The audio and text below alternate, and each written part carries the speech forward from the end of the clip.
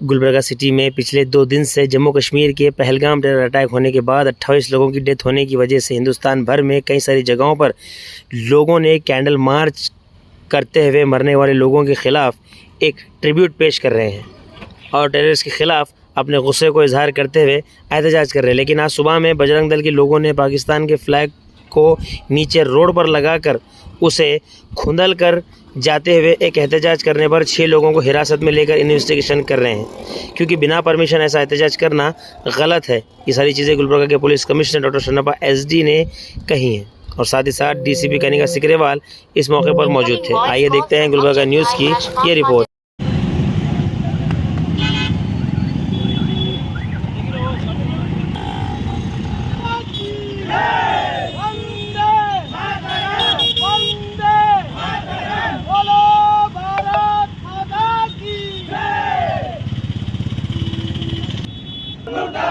पाकिस्तान मुर्दाबाद मुर्दाबाद मुर्दाबाद पाकिस्तान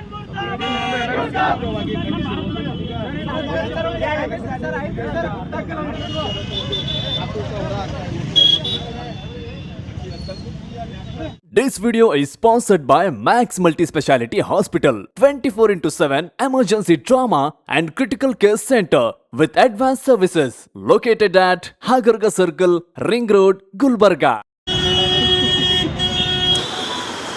ಜಮ್ಮು ಕಾಶ್ಮೀರಿನ ಪಹಲ್ಗಾಮಲ್ಲಿ ನಡೆದ ಒಂದು ಘಟನೆ ಹಿನ್ನೆಲೆಯಲ್ಲಿ ವಿವಿಧ ಸಂಘಟನೆಗಳು ನಾನಾ ರೀತಿಯ ಒಂದು ಪ್ರೊಟೆಸ್ಟನ್ನು ಮಾಡ್ತಾ ಇದ್ದಾರೆ.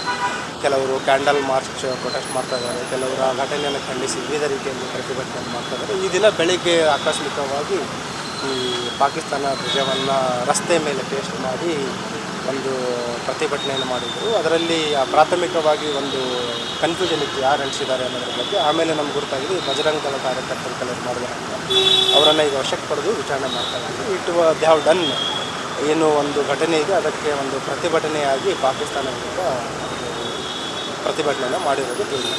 ಸರಿ, ಪ್ರತಿಭಟನೆ ಮಾಡೋ ಟೈಮಲ್ಲಿ ಈ ರೀತಿ ಫ್ಲ್ಯಾಗನ್ನು ಇದು ಮಾಡಿಬಿಟ್ಟು ಪ್ರೊಟೆಸ್ಟ್ ಮಾಡ್ತೀವಿ ಅಂತ ಏನಾದರೂ ಅದು ಅವರು ಯಾವುದೇ ರೀತಿಯ ಮಾಹಿತಿಯನ್ನು ನೀಡೋದು ಮತ್ತು ಅನುಮತಿಯನ್ನು ಪಡೆದಿರಲಿಲ್ಲ. ಹಾಗಾಗಿ ಅದು ಒಂದು ಕನ್ಫ್ಯೂಷನ್ ಆಗಿತ್ತು. ಮತ್ತು ನಮ್ಮ ಅಧಿಕಾರಿ ಸಿಬ್ಬಂದಿಯವರು ತಕ್ಷಣ ಕಾರ್ಯಕ್ಕೆ ಹಿಂಜರಿದು ಅವರನ್ನು ಪತ್ತೆ ಹಚ್ಚುವಲ್ಲಿ ಯಶಸ್ವಿಯಾಗಿದ್ದಾರೆ ಮತ್ತು ಮುಂದಿನ ಕ್ರಮ ತೆಗೆದುಕೊಂಡರು. ಈ ಎಷ್ಟು ಜನ ವಶಕ್ಕೆ ತೊಗೊಂಡಿದ್ದಾರೆ? 6 ಜನನ ವಶಕ್ಕೆ ಪಡ್ಕೊಂಡು ಹೆಸರುಗಳು ಪರಿಶೀಲನೆ ಮಾಡ್ತಾರೆ.